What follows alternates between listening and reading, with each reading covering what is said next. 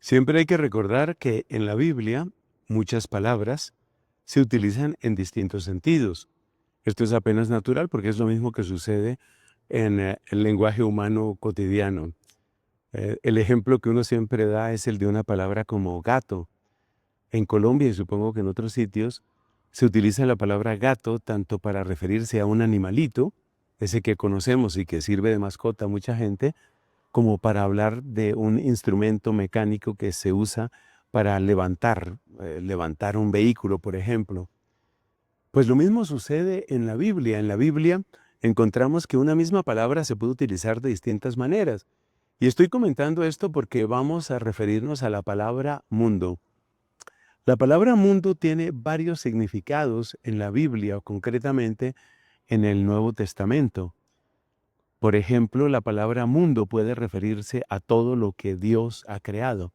Si nosotros decimos que Dios ha creado el mundo entero, pues ahí nos estamos refiriendo a mundo como la creación.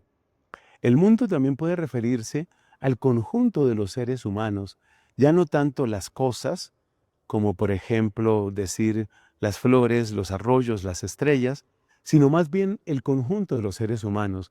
Es lo típico de aquella frase, tanto amó Dios al mundo que le dio a su Hijo único. Decir que Dios Padre le dio su Hijo único, Dios Padre dio a Jesucristo a las montañas, o que las estrellas reciben a Jesucristo por el amor del Padre, claramente es una exageración que no corresponde a la intención del texto sagrado. Entonces, cuando se dice tanto amó Dios al mundo, pues se refiere realmente a nosotros seres humanos. Luego, pues también tenemos otra expresión que es la que aparece en la primera carta de Juan y aparece también en el texto de hoy, y es el mundo como ese tejido de relaciones corruptas por la obra del pecado. Es una connotación negativa. Y fíjate que en el lenguaje cotidiano también utilizamos esa expresión. Nosotros decimos, por ejemplo, mire, pero es que en este mundo todo es plata. ¿Realmente esa frase, si la tomamos así literalmente, es cierta? No, sino que estamos indicando que los intereses económicos y pecuniarios han tomado tanta fuerza que prácticamente son los que determinan todo. Eso es lo que significa ahí la palabra mundo, es una connotación negativa. Pues lo mismo aparece también en la Biblia, esa connotación negativa.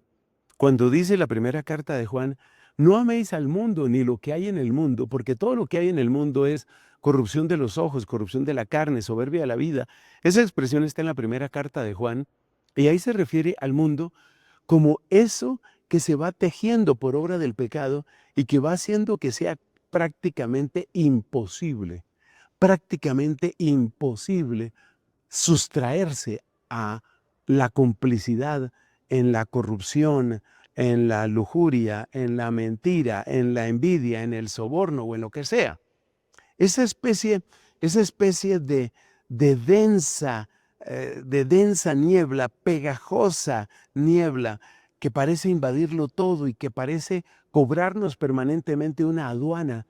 Y eso realmente pues es muy diferente de cuando hablamos del mundo como creación o cuando hablamos del mundo como el conjunto de los seres humanos. Y lo interesante es que el Evangelio de hoy nos dice que Cristo nos ha sacado del mundo. No se trata de que ahora ya no somos creación, no se trata de que ya no somos seres humanos. Claramente de lo que se trata es, Cristo nos ha sacado de la complicidad que el mundo parece reclamar. Porque el mundo parece reclamar complicidad.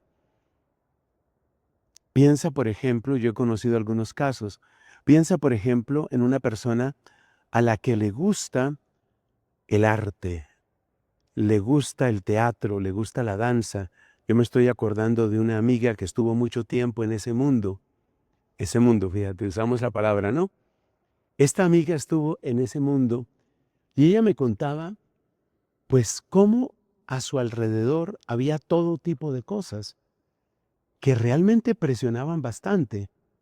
Por ejemplo, por lo menos donde ella estaba, en el grupo en el que ella estaba, un grupo folclórico, la gran mayoría de sus compañeros, por no decir todos, consumían distintas sustancias, marihuana y otras sustancias. La gran mayoría de ellos eran tremendamente promiscuos y con una promiscuidad que no tenía ni siquiera que ver con hombre-mujer, sino más o menos según el apetito de cada día. Entonces, permanecer en ese ambiente, permanecer en esa circunstancia no es fácil, porque en primer lugar, las invitaciones van a ser constantes. En segundo lugar, la presión va a ser creciente. Y en tercer lugar, hay momentos en que la misma persona se cuestiona. Por ejemplo, con este tema de la promiscuidad. Es normal, es apenas normal que una persona, pues en su desarrollo, desee tener una pareja. Pero resulta que cuando estás en un ambiente donde prácticamente cualquiera se acuesta con cualquiera y tiene relaciones con cualquiera y dura esa relación, noviazgo o el ser amantes dura unos meses o lo que sea y luego se disuelve. Y tú no quieres eso, pero eso es lo único que tienes a tu alrededor. Eso presiona, eso asfixia. Eso asfixia. Y ahí es donde necesitamos la palabra liberadora de Cristo que dice, yo los he sacado a ustedes del mundo. ¿Y qué significa que los ha sacado del mundo? Significa en ustedes hay poder para que esas cosas que los rodean no se adueñan de sus corazones, no los esclavicen. Es un mensaje de profunda libertad, es un mensaje de increíble potencia. Y yo hoy te quiero invitar a que acojamos esa palabra de Cristo, ese mensaje de Cristo, lo hagamos nuestro. Y te quiero invitar a que creamos en ese poder, porque nosotros estamos ciertamente en el mundo, pero no somos del mundo. Créelo, créelo y vívelo. Créelo, practícalo y transmítelo. Amén.